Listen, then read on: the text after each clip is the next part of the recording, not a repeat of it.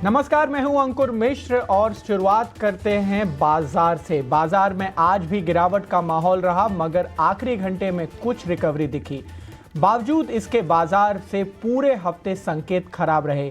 कैसे रहे इस हफ्ते बाजार, बता रहे हैं अंश भीलवार। तो निफ्टी का ये चौथा हफ्ता है लगातार बिकवाली का, साथ ही साथ निफ्टी ने 2 मंथ के लो लेवल को भी टच कर दिया। इस हफ्ते देखें तो निफ्टी ने अपने जो 100 DMA का की सपोर्ट था उसे भी तोड़ दिया है, जो काफ़ी टाइम से एक अच्छा सपोर्ट की तरह एक्ट कर रहा था। तो यहाँ पे कहीं ना कहीं हमें थोड़ा ज़्यादा बेयरिश सेंटिमेंट कंटिन्यू होता हुआ नजर आ सकता है आने वाले हफ्ते में भी। अब अगर हम दूसरे ब्रॉड इंडिसेस की बात करें तो दोनों मिड कैप स्मॉल कैप भी लाल निशान में बंद हुए हफ्ते के बेसिस पर। मिड कैप का दूसरा हफ्ता था लगातार बिकवाली का, तो स्मॉल कैप जो 2 हफ्ते से चढ़ रहा था वो अब जाकर लाल निशान में बंद होता हुआ नजर आया। अब अगर हम सेक्टर इंडिसेस की बात करें तो ऑलमोस्ट सारे ही मेजर सेक्टर इंडिसेस हमें लाल निशान में नजर आते हैं। निफ्टी बैंक की बात करें तो निफ्टी बैंक ने वैसे तो 2 हफ्ते का लो लेवल टच किया, लेकिन इसके जो टॉप ड्रैगर था वो इंडसिंड बैंक था। तो खराब नतीजे के चलते इसमें दरअसल बहुत ज़्यादा बिकवाली हुई, जिसके वजह से निफ्टी बैंक भी काफ़ी हद तक नीचे तक आ चुका है। दूसरे इंडेक्सेस की बात करें तो पीएसयू बैंक ने 8 महीने का निचली स्तर छुआ है, तो यहाँ पे तो काफ़ी ज़्यादा बेयरिश सेंटिमेंट बन रहा है। इसके साथ साथ हम देख रहे हैं कि रियल्टी, एनर्जी, ऑटो ने भी 4 महीने का लोअर लेवल टच किया है, तो एफएमसीजी ने 3 महीने का लोअर लेवल टच किया। तो ओवरऑल देखा जाए तो यह हफ्ता काफ़ी बेयरिश रहा है, जहां पर हमने देखा कि काफ़ी सारे इंडेक्सेस ने अपने की डीएमए लेवल्स को तोड़े हैं, साथ ही साथ मल्टी मंथ लोज को भी छुआ है। दिवाली से पहले भारी गिरावट ने निवेशकों का मूड बिगाड़ दिया है। एफआईआई की बिकवाली से लगातार गिरावट का दौर जारी है। निफ्टी अब 24,000 के लेवल को बचाने के लिए संघर्ष कर रहा है। पूरी रिसर्च के साथ वरुण जुड़े हैं। वरुण, तो दबाव बाजार में काफ़ी ज़्यादा गहरा रहा है और मार्केट का अगर आप मूड देखेंगे तो काफ़ी फीका पड़ चुका है। और अक्सर हम ऐसा देखते नहीं है कि त्योहारों के पहले इस तरह का मूड खराब होना, लेकिन इस बार मूड कुछ ज़्यादा ही खराब है। आप देखिए ऊंचाई से निफ्टी में किस तरह की गिरावट देखने मिली है। 8-8.5% के आसपास की गिरावट जो है वो ऑलरेडी निफ्टी झेल चुका है। निफ्टी बैंक में भी करीब 7% की गिरावट है। सेंसेक्स भी करीब 8% के आसपास की गिरावट दिखा चुका है। इनफैक्ट अगर आप पिछला ट्रेंड देखेंगे तो 10 साल में केवल ये चौथी बार है जब आप देख रहे हैं कि दिवाली के पहले यानी कि त्योहारों के पहले बाजार में इस तरह की गिरावट देखने मिली है। आप देखिए इसके पहले अगर आप देखेंगे तो 2014, 2015 में देखने मिली थी, 2017 में देखने मिली थी, 2023 में देखने मिली थी। यानी कि पिछले 10 साल में अगर आप देखेंगे तो ये केवल चौथी बार है जब मूड खराब हुआ है। इसलिए मैं कह रहा हूँ कि मूड अक्सर खराब होता नहीं है। हाँ, लेकिन ये बात भी है कि लगातार दूसरा साल है जहाँ पे ये मूड खराब हुआ है और करीब 8% के आसपास की गिरावट जो है वो देखने मिली है। बाकी अगर आप देखेंगे तो काफ़ी सारी चीज़ें हैं जिसकी वजह से बाजार में इस तरह की गिरावट है, और उसमें सबसे बड़ा हाथ अगर किसी का है तो वो एफआईआई का है। क्योंकि 27 सितंबर से अगर आप देखेंगे तो अब तक एफआईआई 1 लाख करोड़ रुपए के आसपास की बिकवाली जो है वो भारतीय बाजारों में कर चुके हैं। काफ़ी सारे फैक्टर्स है इसके पीछे, लेकिन एफआईआई की बिकवाली जो है वो लगातार जारी है। और इनफैक्ट कुछ बड़े ब्रोकरेज हाउसेस जो है उन्होंने अब भारत को डाउनग्रेड करना भी चालू कर दिया। आप देखिए बर्नस्टीन के बाद गोल्डमैन, ये कुछ ऐसे ब्रोकरेज हाउसेस है जिन्होंने भारत को डाउनग्रेड किया है। हालांकि कुछ ब्रोकरेज हाउसेस ये कह रहे हैं कि इस गिरावट में खरीदारी के भी मौके हैं, जैसे कि यूबीएस कहता है कि बाजार गिरा है तो आप खरीद लीजिएगा। इनफैक्ट क्रिस वुड भी ये कहते हैं कि 10 साल में भारत जो है अब सबसे ज़्यादा आकर्षक हो चुका है। तो व्यूज़ आपको दोनों तरफ के मिलेंगे, लेकिन मूड एक ही तरफ का है और वो है बिकवाली का। और त्योहारों के पहले मूड माहौल जो है थोड़ा फीका पड़ चुका है। अब बढ़ते हैं अपने खास सेगमेंट 5 का पंच की तरफ, जहां हमारे सहयोगी जिन्हें आपको बताएंगे कि आखिर किन शेयरों और सेक्टरों ने लगाया मार्केट में एक्शन भरा पंच। जी, तो बात करते हैं आज के 5 के पंच की। शुरुआत करेंगे एचपीसीएल हिंद पेट्रोलियम के रिजल्ट से। हमें रिजल्ट के बाद वैसे दबाव भी देखने मिला स्टॉक पे। अगर हम आय की बात करें तो आय टोटल 99,000 के आसपास देखने मिली है, जो ही पिछले क्वार्टर में थी वो थी 1,13,800 करोड़ के आसपास की। तो एक थोड़ी सी गिरावट हमें आय में नजर आई। मगर वहीं हम अगर पैट की तरफ देखें तो वहाँ पे एक अच्छा उछाल देखने मिला। 630 करोड़ का प्रॉफिट देखने मिला, विजाविस 385 करोड़ का profit quarter on quarter basis पे। और अगर EBITDA मार्जिन्स की बात करें तो वहाँ पे भी एक हमें थोड़ी बढ़ोतरी देखने मिली। 2.7% का EBITDA मार्जिन्स नज़र आया versus 1.8% quarter on quarter basis पे। बात करेंगे दूसरे स्टॉक की तो वो है ग्लेनमार्क लाइफ साइंस। स्टॉक के ऊपर आज हमें दबाव देखने मिला जब उन्होंने अपने रिजल्ट्स पेश किए। अगर हम आय की बात करें तो 15% की गिरावट नज़र आई। वही नेट प्रॉफिट में हमें करीब करीब 20% की गिरावट नज़र आई। ऑपरेशनली भी हमें काफ़ी वीक पोजिशनल देखने मिला है कंपनी का रिपोर्टिंग, क्योंकि EBITDA में कंपनी में 20% का ड्रॉप देखने मिला है। वही मार्जिन्स में भी 1.5% का ड्रॉप नज़र आया है, 26.5% versus 28.1% year on year basis पे। तो ऑल इन ऑल सब मैट्रिक्स पे एक फॉल देखने मिला है। तीसरे स्टॉक की बात करेंगे तो वो है बैंकिंग स्पेस से DCB बैंक। ठीक ठाक नतीजे देखने मिले। NII की बात करें तो 7% की बढ़ोतरी देखने मिली। वही मुनाफे में भी कभी करीब 22.5% की बढ़ोतरी देखने मिली है। वही अगर हम नॉन परफॉर्मिंग एसेट्स की तरफ बात करेंगे तो GNPA और NNPA दोनों ऑलमोस्ट मेंटेन लेवल पर ही नज़र आया है। दूसरे स्टॉक पे बढ़ेंगे वो है PNB हाउसिंग। काफ़ी अच्छा उछाल भी देखने मिला हमने रिजल्ट्स के बाद। अगर हम कंसोलिडेटेड देखेंगे तो Y-on-Y बेसिस पे NII पे 2.5% का इंप्रूवमेंट देखने मिला है। वहीं मुनाफे में 22.5% की बढ़ोतरी नज़र आई है। वही अगर NPA की बात करेंगे तो 1.24% versus 1.78% quarter on quarter basis, तो एक हल्का सा फॉल वहाँ पर भी हमें नज़र आ रहा है। मूविंग ऑन, पांचवें स्टॉक की बात करेंगे वो है गोदरेज प्रॉपर्टीज़। कंपनी एक हाईएस्ट बिडर निकल का एक लग्जरी प्रोजेक्ट के लिए, और इसका जो रेवेन्यू पोटेंशियल है वो है 5,500 करोड़ का। तो एक अच्छा खासा पोटेंशियल है कंपनी का, रेवेन्यू पोटेंशियल। इसी के साथ कंपनी ने जो FY25 का अपना बिजनेस डेवलपमेंट गाइडेंस दिया था वो जो 20,000 करोड़ का था, ये प्रोजेक्ट के साथ वो गाइडेंस को कंपनी क्रॉस करती है, क्योंकि इनका जो टोटल अभी बुकिंग पोटेंशियल होगा जो नए प्रोजेक्ट्स का है वो है 22,950 करोड़, जो कि गाइडेंस 22,000 करोड़ से ऊपर निकल चुका है। बाजार में गिरावट का आलम ये रहा कि अच्छे नतीजे देने वाले डिक्सन टेक की भी पिटाई आज जोरदार हुई। शेयर करीब 8% तक टूटा। क्या रही वजह, बताने के लिए जुड़ गए हैं अभिषेक सत्यव्रतम। जी बिल्कुल, डिक्सन टेक नतीजे बिल्कुल बहुत ही स्ट्रांग आए थे और कंपनी की तरफ से जो आय का गाइडेंस है वो भी बहुत ही शानदार है। बस एक ही दिक्कत है, शेयर चला बहुत था और ब्रोकरेजेस के उसके बाद जो रिपोर्ट्स आई हैं, रिपोर्ट्स में जो टारगेट आए हैं, टारगेट थोड़े से स्टॉक भाव के आसपास ही थे और इसके चलते हम देख रहे हैं कि मुनाफा वसूली बहुत तेज हो रही है शेयर में। साल भर में करीब करीब 2.5 गुना ये शेयर हो गया था डिक्सन टेक का। लेकिन आज की बिकवाली में अगर हम मार्केट कैप की बात करें तो करीब करीब उसमें से 8 से 10 हजार करोड़ रुपए आज साफ हो गए हैं। आज मजबूत नतीजों के दम पर शेयर की शुरुआत ही मजबूत हुई। 15,900 का हाई बनाया शेयर ने, उसके बाद शेयर में गिरावट शुरू हुई और रिकॉर्ड ऊंचाई से शेयर करीब अब 16% नीचे आकर कारोबार कर रहा है। हालांकि IT hardware, component manufacturing, in segment को लेकर ब्रोकरेजेस का जो भरोसा है वो बरकरार है। ब्रोकरेजेस की कमेंट्री में किसी तरह कोई नेगेटिव चीज नहीं है। यही नहीं, ओपन सेल मैन्युफैक्चरिंग को लेकर भी कंपनी ग्लोबल टाई अप करने को लेकर विचार कर रही है। आप जानते हैं आपके EMS यानी कि इलेक्ट्रॉनिक मैन्युफैक्चरिंग की ये दिग्गज कंपनी है और इस साल की बात करें HP इंडिया के साथ इन्होंने करार किया, दासू सिस्टम के साथ करार किया, HKC के साथ करार किया, तो कई ग्लोबल टाइप्स किए हैं। नतीजे बिल्कुल कोई दिक्कत की बात नहीं थी, अच्छे नतीजे आए थे।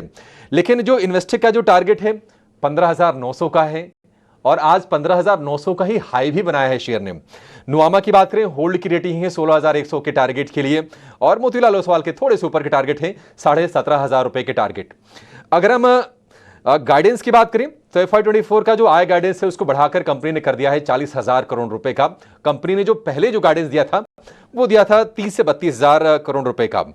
यही नहीं, कंपनी को उम्मीद है कि अगले 18 महीने में मार्जिन बढ़ के हो जाएंगे 4.5% के ऊपर। अभी जो सितंबर तिमाही के नतीजे हैं इससे मार्जिन 4% से घट के 3.7% के आसपास है। एकमात्र ये थोड़ी सी नकारात्मक चीज रही नतीजों में। अदरवाइज आप देखेंगे Q2 मुनाफे में करीब 265% का उछाल, उसमें अदर इनकम का एक कंपोनेंट था 200 करोड़ रुपए के आसपास का। आय की बात करें 133% का उछाल, 11,534 करोड़ रुपए पर आय पहुंची है। और इस साल अगर हम शेयर की बात करें तो आज तो 10-12% के आसपास से गिरावट दिख रही है, लेकिन महीने भर में नेट अब 6.5% की गिरावट है। 6 महीने में 64% की तेजी है। इस साल करीब 80-85% के आसपास की अगर हम FY2024 में देखेंगे तो, और साल भर की बात करें 143% के रिटर्न कमा के डिक्सन टेक ने दिए हैं। लेकिन बड़े साइज का शेयर है और टारगेट सब नजदीक हैं ब्रोकरेज की तरफ से। शेयर चला बहुत है तो निवेशक एक राउंड की मुनाफा वसूली कर लेना चाहते हैं और वही मुनाफा वसूली के चलते आज हम शेयर में हम पिटाई होते हुए देख रहे हैं। करीब 11-12% नीचे ये कारोबार कर रहा है। आज गिरावट की सबसे ज्यादा मार इंडसइंड बैंक पर पड़ी। दूसरी तिमाही के नतीजे के बाद शेयर करीब 19% तक टूटा। क्या वजह रही, बता रहे हैं गौरव जावलकर। जी हाँ, तो अगर हम इंडसइंड बैंक को देखें तो एक तेज़ गिरावट हमें देखने को मिली थी और इसके मेन रीज़न ये है कि कहीं पे अगर हम नंबर्स की बात करें सेकंड क्वार्टर की, तो अनुमान से कई ज़्यादा नीचे ये नंबर्स जो है हमें देखने को मिले थे। और इसमें मेन सबसे बड़ा अगर बात करें तो नेट इंटरेस्ट मार्जिन्स की, जो कि 4% लेवल पे गया है। 17 बिप्स का एक सीक्वेंशियल फॉल जो है हमें देखने को मिला था। और इसी के बाद मेन कंसर्न जो है वो आता है आपके MFI बुक पे, जो कि माइक्रो फाइनेंस बुक है। यहाँ पे अगर हम बात करें तो क्रेडिट कॉस्ट की अगर बात करें तो 2% से भी ज़्यादा एक क्रेडिट कॉस्ट हुआ था। हालांकि बैंक ने इस क्वार्टर में कहीं पे 500 करोड़ का प्रोविजंस लिया था कंटिजेंट प्रोविजंस में, और इसके चलते हुए कहीं पे क्रेडिट कॉस्ट एलिवेटेड दिख रहा है। बट अगर हम इस नंबर को भी हटा दें तो भी ये जो क्रेडिट कॉस्ट है वो 1.5% पे चला गया है। MFI के चलते हुए कहीं पे स्लिपेजेस में भी काफ़ी ज़्यादा एक अपटिक जो है वो देखने को मिला था, और वही एक सबसे बड़ा कंसर्न जो है वो बैंक के लिए अभी फिलहाल के लिए देखने को मिल रहा है। इसके अलावा अगर हम बात करें बाकी प्रॉफिटेबिलिटी की, तो कहीं पे 40% का फॉल जो है हमें प्रॉफिटेबिलिटी में देखने को मिला था। एसेट्स की अगर बात करें तो वहाँ पे बैंक का कहना यह है कि कहीं पे जो अनसिक्योर्ड बुक है वहाँ पे एक स्लो डाउन हमें देखने को मिला, और इसके चलते हुए कहीं पे नेट इंटरेस्ट मार्जिन्स में फॉल देखने को मिला था। बट आगे जाके जो आउटलुक है वहाँ पे भी एक वीकनेस बैंक की तरफ से देखने को मिला था। उन्होंने कहा है कि जो 18 to 20% का ग्रोथ रेट था जो बैंक में पहले था, वो इस साल में आना काफ़ी ज़्यादा मुश्किल है, और इसके चलते हुए कहीं पे एक ग्रोथ कंसर्न जो है वो भी हमें देखने को मिला था। आगे जाके इन सब के चलते हुए अगर हम ब्रोकरेजेस की माने तो वहाँ पे भी एक काफ़ी बेरिश व्यू हमें ब्रोकरेजेस की तरफ से मिला था। कहीं पे एक टारगेट प्राइस में कट हमें देखने को मिला था। जैसे अगर हम बात करें IIFL की, तो वहाँ पे उन्होंने टारगेट प्राइस में कट किया है। इसी के बाद अगर हम बात करें इन्वेस्टेक की, तो वहाँ पे भी टारगेट प्राइस कट किया था। नुआमा की अगर बात करें तो वहाँ पे उन्होंने डाउनग्रेड भी किया रेटिंग, और इसी के साथ साथ टारगेट प्राइस जो है वो कट करके 1290 रुपीज़ का दिया था, जो कि पहले 1690 का था। तो एक शार्प कट जो है वो हमें देखने को मिला था, क्योंकि ब्रोकरेज से कहीं पे EPS में भी एस्टिमेट्स में कट किया है। और आखिर में अगर हम बात करें नोमुरा, तो वहाँ पे भी एक शार्प कट हमें देखने को मिला था, जो कि पहले 1580 रुपये का टारगेट था वो 1220 रुपीज़ का किया है। तो दोनों तरफ से बैंक की तरफ से भी एक वीकनेस देखने को मिला, और ब्रोकरेजेस की तरफ से जो व्यू था वहाँ पे भी एक वीकनेस देखने को मिला। और इसी का रिजल्ट अगर हम बात करें इंडसइंड बैंक के शेयर प्राइस की, तो एक शार्प फॉल आज के दिन में देखने को मिला है। बट आगे जाके ये परफॉर्मेंस कैसे रहेगा ये देखना काफ़ी ज़्यादा ज़रूरी रहेगा। गौरव, आप हमारे साथ बने रहिए, क्योंकि कल ICICI बैंक अपनी दूसरी तिमाही के नतीजे पेश करेगा। क्या रहेगा नतीजे में, क्या अनुमान लगा रहे हैं और क्या उम्मीद करनी चाहिए, गौरव आप बताइए।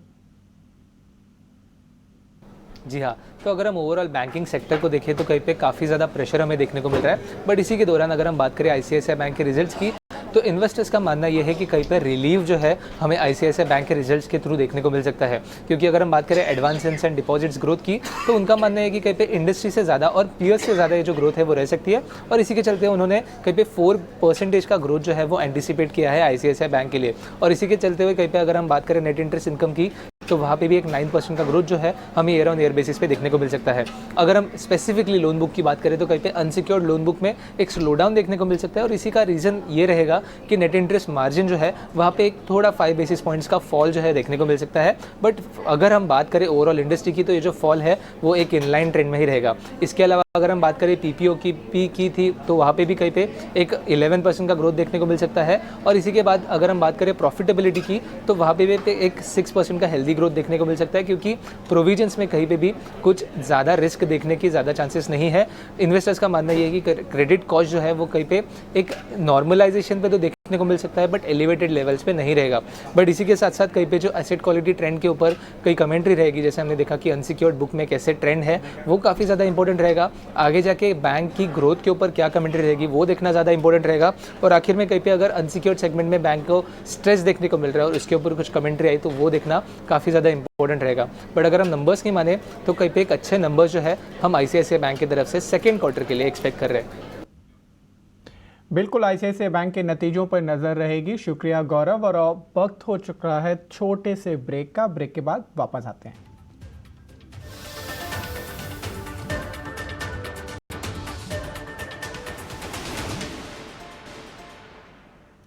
ब्रेक के बाद आपका स्वागत है। सरकार सेंट्रल पब्लिक सेक्टर एंटरप्राइजेस के लैंड एसेट के मोनेटाइजेशन में तेजी लाएगी। इसके लिए क्या कदम उठाए जाएंगे, बता रहे हैं हमारे सहयोगी प्रकाश प्रियदर्शी। देखिए, सूत्रों के हवाले से जो जानकारी हमें मिल रही है उसके हिसाब से सरकार सेंट्रल पब्लिक सेक्टर एंटरप्राइजेस के पास जो लैंड बैंक है, जो लैंड असेट्स है, उसको कैसे तेजी से मोनेटाइज किया जाए उसके लिए एक नई रणनीति पर काम कर रही है।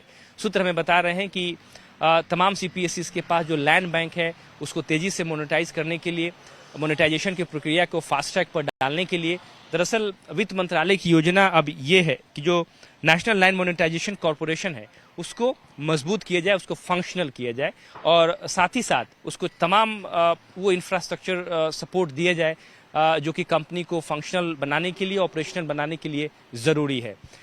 इसके लिए डिपार्टमेंट ऑफ पब्लिक एंटरप्राइजेस ने ये योजना तैयार की है कि जल्द जो पर्याप्त स्टाफ है उसकी अपॉइंटमेंट की जाएगी। दूसरे तरह के जो इंफ्रास्ट्रक्चर सपोर्ट है वो भी एनएलएमसी को प्रोवाइड किया जाएगा और प्रयास ये होगा कि टाइम बाउंड मैनर में एनएलएमसी सीपीएसईज के पास जो लैंड बैंक है जिसका इस्तेमाल उनके लिए नहीं है उसको मोनेटाइज करना है, उसको एक टाइम बाउंड मैनर में मोनेटाइज करे। इसके अलावा डिपार्टमेंट ऑफ पब्लिक एंटरप्राइजेज ने सभी सीपीएसईज को इस बात के निर्देश जारी किए हैं कि उनके पास जो भी लैंड बैंक है वो वैसे लैंड बैंक को आइडेंटिफाई करे जिसका इस्तेमाल उनके लिए नहीं है और उसको मोनेटाइज करना है और उसकी जो लिस्ट है वो एनएलएमसी को प्रोवाइड करना है। ये भी जानकारी मिल रही है कि कई सीपीएसईज ने पहले ही उनके पास जो लैंड बैंक है उसकी जो लिस्ट है उस एनएलएमसी को प्रोवाइड करा दिए हैं। जैसा कि आपको पता है कि 2022 में कैबिनेट ने एनएलएमसी के गठन को मंजूरी दी थी और जो इनिशियल ऑथराइज शेयर कैपिटल था वो करीब 5,000 करोड़ रुपए का। मकसद ये है कि जो सीपीएसईज के पास लैंड बैंक है उसको तेजी से मोनेटाइज किया जाए और एक डेडिकेटेड कंपनी हो जो कि सभी सीपीएसईज के पास जो लैंड बैंक है उसको काफ़ी तेजी से मोनेटाइज करे और उसका बेटर वैल्यू भी सीपीएसईज को मिले। उसी को ध्यान में रखते हुए ये योजना तैयार की जा रही है।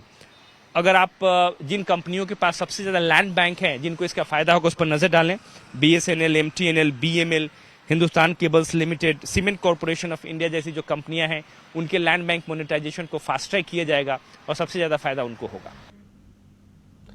सस्ती हवाई टिकटों के कारण इस वक्त फ्लाइट्स में यात्रियों की संख्या में इजाफा देखने को मिल रहा है। आखिर क्या है पूरी खबर, बता रही हैं हमारी सहयोगी आस्था चोपड़ा। इस फेस्टिव सीजन जो नए ट्रैवल ट्रेंड्स देखने को मिल रहे हैं उसमें ये बताया जा रहा है कि होप्स बॉम्ब थ्रेट्स आने के बावजूद भी लोग एयरलाइंस में ट्रैवल कर रहे हैं। यहाँ तक कि 60% जो है वो बढ़ोतरी हुई है बुकिंग्स में, सबसे ज़्यादा डोमेस्टिक ट्रैवल डेस्टिनेशंस की। साथ ही साथ एयरलाइंस क्लेम कर रहे हैं कि 20 से 25% तक एयरफेयर्स में ड्रॉप हुआ है क्योंकि तेल के दाम जो है, जो एयर फ्लाइट्स के तेल दाम है वो 15% कम हुए, जिसके कारण जो एयरफेयर्स है उसके दाम भी बहुत ज़्यादा कम हुए हैं। लास्ट ईयर बहुत ही कम कैपेसिटी थी एयरक्राफ्ट की, साथ ही साथ ऑयल प्राइसेस बहुत ज़्यादा थे जिसकी वजह से पिछले साल जो है वो एयरफेयर्स बहुत सर्ज हो गए थे। अब पॉपुलर डेस्टिनेशंस की बात करें तो लखनऊ, जयपुर, वाराणसी, देहरादून बहुत ज़्यादा बूम देख रहे हैं अपने बुकिंग ट्रैवल्स में और इंटरनेशनल डेस्टिनेशंस भी पीछे नहीं है। साथ साथ थाईलैंड, जॉर्जिया, बाली, वियतनाम में भी 70 से 80% हमको बुकिंग्स की इंक्रीमेंट देखने को साथ में मिल रही है। अब सबसे ज़्यादा शार्पेस्ट फेयर जो डिक्लाइन है, सबसे कम जगहों का जो डिक्लाइन है यहाँ पे फेयर्स में, वो है मुंबई टू दिल्ली और दिल्ली टू कोलकाता। ये एक्जिको के रिपोर्ट के द्वारा है। साथ ही साथ 73% जो इंडियंस हैं वो अपने लॉयल्टी पॉइंट्स यूज़ कर रहे हैं कि अपनी ट्रिप मैनेज कर सकें। अब अक्टूबर के आसपास 20 से 25% कम है एयरफेयर्स, जो कि बहुत ज़्यादा हेल्प कर रहे हैं कम्यूटर्स को कि वो अपने पसंदीदा अपने फैमिली फ्रेंड्स से मिलने जा सकते हैं और ये त्यौहार बहुत ही अच्छे से मना सकते हैं। सीमा विवाद को लेकर हुए समझौते के बाद भारत और चीन की सेनाएं आज से पूर्वी लद्दाख सीमा से पीछे हटना शुरू हो गई हैं। भारतीय सेना के मुताबिक गतिरोध वाली जगहों से भारत और चीन के सैनिकों के पीछे हटने की प्रक्रिया 28 और 29 अक्टूबर तक पूरी हो जाएगी। ज्यादा जानकारी दे रहे हैं हमारे सहयोगी श्रृंजॉय चौधरी।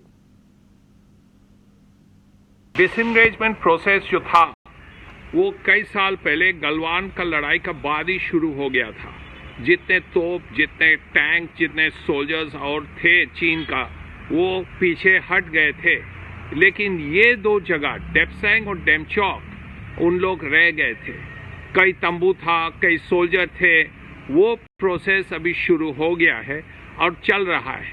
ये जितने सीरियसली करना चाहिए था ये दोनों तरफ से शायद हो रहा है, लेकिन फिर भी देखना है कब ये ख़त्म हो। इसके बाद सबसे बड़ा चिंता है डी एस्केलेशन। इसका माने आप जब डिसएंगेजमेंट करेंगे, आपका सोल्जर्स, आपके टैंक, आपका तोप लाइन ऑफ एक्चुअल कंट्रोल के उल्टे हाथ पे रहेंगे ना। इनको भेजना है उनका कंटोनमेंट में, उनका जितना बेस है वहाँ, तो वो करने से वो मेजर चैलेंज है, क्योंकि वहाँ मान लीजिए 2000 टैंक अभी भी है लाइन ऑफ एक्चुअल कंट्रोल के उल्टे उस तरफ। इन लोग को वापस करवाना है, और जब वो होगा, डी एस्केलेशन खत्म होगा, तब सचमुच शांति आएगा लाइन ऑफ एक्चुअल कंट्रोल में। Pickle ball PWR DUPR India masters 2024 की पावर पैक्ड शुरुआत हो चुकी है। आज टूर्नामेंट का दूसरा दिन है, जिसके लिए Delhi RK Khanna tennis stadium न सिर्फ फैंस बल्कि खेल की दुनिया की दिग्गज हस्तियों का भी ठिकाना बन चुका है। टेनिस की दुनिया के धुरंधर रहे आंद्रे अगासी भी पिकल बॉल वेब का हिस्सा बन चुके हैं।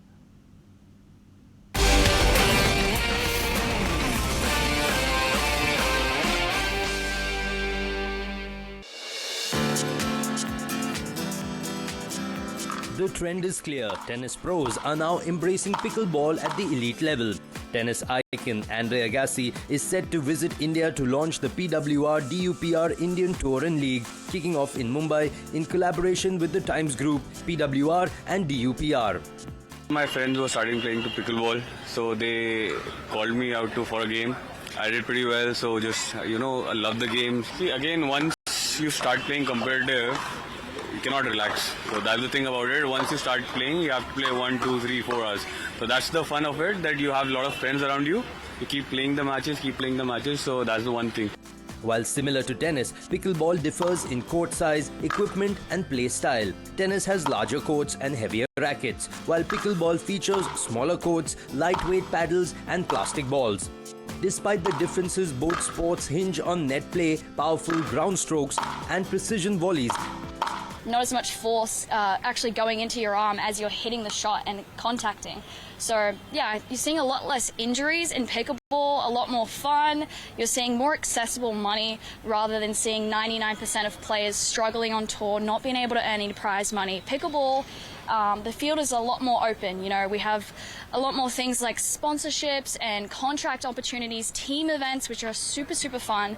So yeah, I think it's just a lot of different reasons that make pickleball so, exciting and thrilling and just pulling a lot of players in. So I definitely recommend picking up a racket. India's gonna absolutely explode, and I really recommend getting into it now. Now is the time rather than waiting. I think you need to get into it now. With pickleball's rise, experts forecast it could rival tennis in player numbers, fan engagement and competitive events.